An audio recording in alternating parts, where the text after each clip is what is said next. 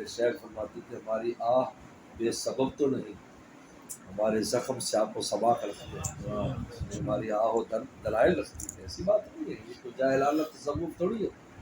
لوگ سمجھتے ہیں کہ ایسے بس لال کتاب سے ایسے کوئی نہیں، قرآن حدیث سے ہر چیز ہے، لیکن ہوتا یہ ہے کہ ادھر توجہ نہیں ہے ہمارے علماء کی اور بزرگ علماء اکرام کی توجہ نہیں ہوتی، ورنہ وہ چیز تو قرآن حدیث میں موجود ہے، سب موجود ہے، کتابوں میں موجود ہے، طالب علم میں ہمیں پڑھائی جاتی ہے یہ ساری چیزیں، لیکن ہماری چونکہ توجہ نہیں ہوتی، ہماری توجہ خاص چیزوں کی طرف ہو جاتی ہے، بس اس کو اور کوئی چیز نظر نہیں آتی، حالانکہ ایسا نہیں ہے۔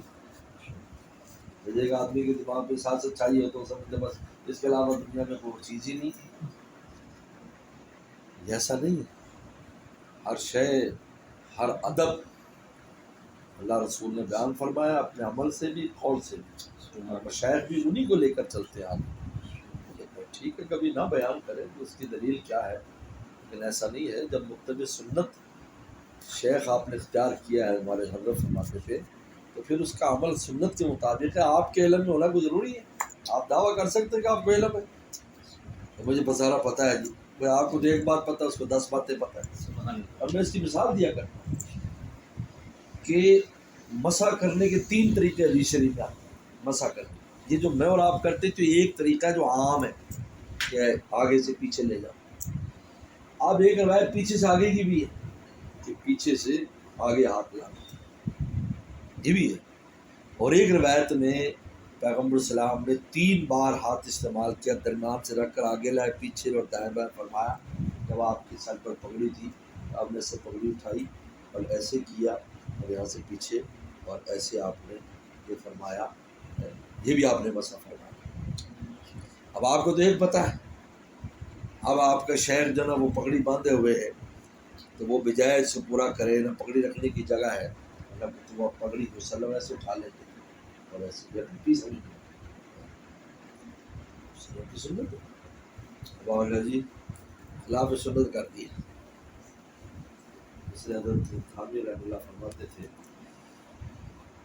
کہ مشائخ پر جو متبع سنت مشائخ ہیں صحیح سلسلوں کے، ان پر بدگمانی 2 آدمیوں کو نہیں ہوتی، ایک بڑے عالم کو نہیں ہوتی کیونکہ اس کو پتہ ہوتا ہے کہ یہ کس طرح ہوتا ہے،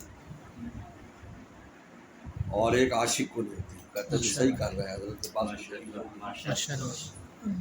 فرمایا کہ عالم تو نہیں بن سکتا، عاشق بن عاشق گمانی نہ کرو، اپنے علم پر بڑوں کو نہ تولو، اسی کا نام بدگمانی ہے۔ بدگمانی کی تعریف یہ ہے، اپنے علم پر لوگ تولتے ہیں، یار میں تو ایسے دیکھا، یا آپ نے ایسے دیکھا ہے، اور بھی بات چیزیں، اور بھی باتیں، اور بھی انداز، اور بھی طریقے۔ اس لیے یہاں تک مسئلہ لکھا ہے کہ اگر فقہی اختلاف بھی ہو شیخ کے ساتھ تو اس کی اجازت ہے۔ وہ شافعی ہے آپ حنفی ہیں، وہ حنفی آپ شافعی ہیں، لیکن تزکیہ کے مسائل میں اختلاف کی گنجائش نہیں، یا آپ کو ان کی مان کے چلنی پڑے گی، ورنہ آپ کا نفس مرے گا نہیں، نہ اس کو رگڑا ملے گا، تو وہ نکل جائے گا نا۔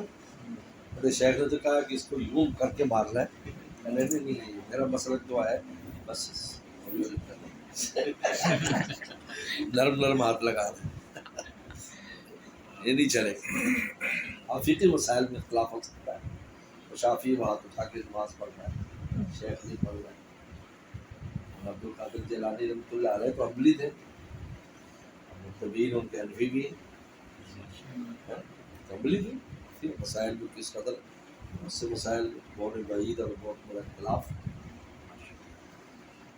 لیکن اس میں تصوف کے معاملے میں تزکیہ کے مسائل میں اجازت ہے۔ آپ کا جی وہ یوں کر لیں، اگر یوں کریں گے تو پھر آپ کو فائدہ نہیں ہوگا۔